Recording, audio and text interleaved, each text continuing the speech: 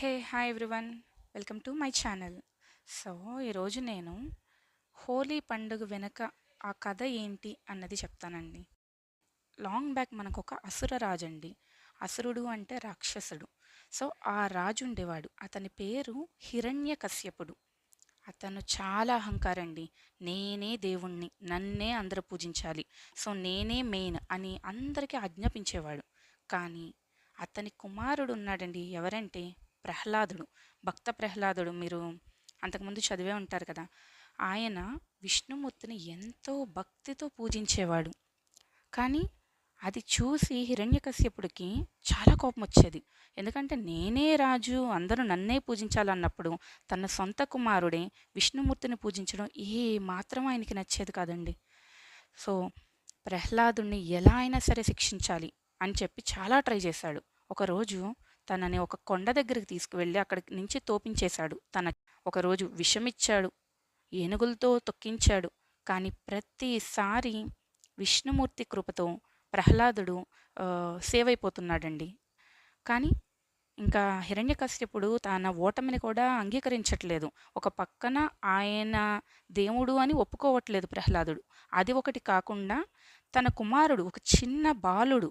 ఆ చిన్న బాలుణ్ణి కూడా నేను ఎందుకు ఓడించలేకపోతున్నాను అన్న అహంకారం ఈ వీటిలన్నిటితో ఇంకా తను ఏమీ చేయలేక తన చెల్లెల్ని రప్పించాడండి. ఆవిడ పేరు హోలిక. సో ఆమెకి ఏంటంటే ఒక వరం ఉందండి హోలికకి. అగ్నిలో ఉన్నా కూడా ఆమె కాలిపోదు. అటువంటి వరం ఆమెకి ఒకటి ఉంది. ప్రహ్లాదుణ్ణి మోసుకొని అగ్నిలో కూర్చో అని చెప్పి ఆమెకి చెప్పాడు. ఏంది, హోలిక ప్రహ్లాదుణ్ణి ఒడిలో పెట్టుకొని మంటల్లో కూర్చుంది.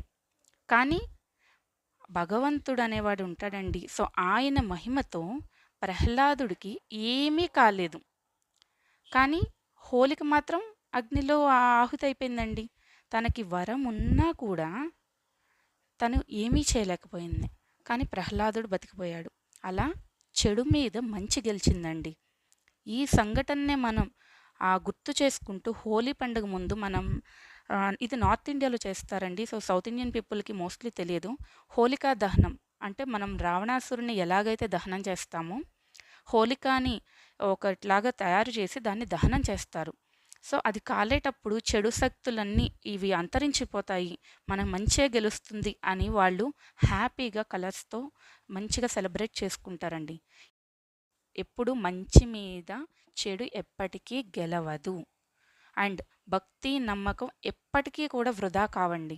అదే మన ఈ హోలీ అన్నదానికి గుర్తు. Hope you like the video అండి. సో మీకు నచ్చి ఉంటే, సో ఎవరైనా సబ్స్క్రైబ్ చేయకపోతే please to subscribe. Thank you.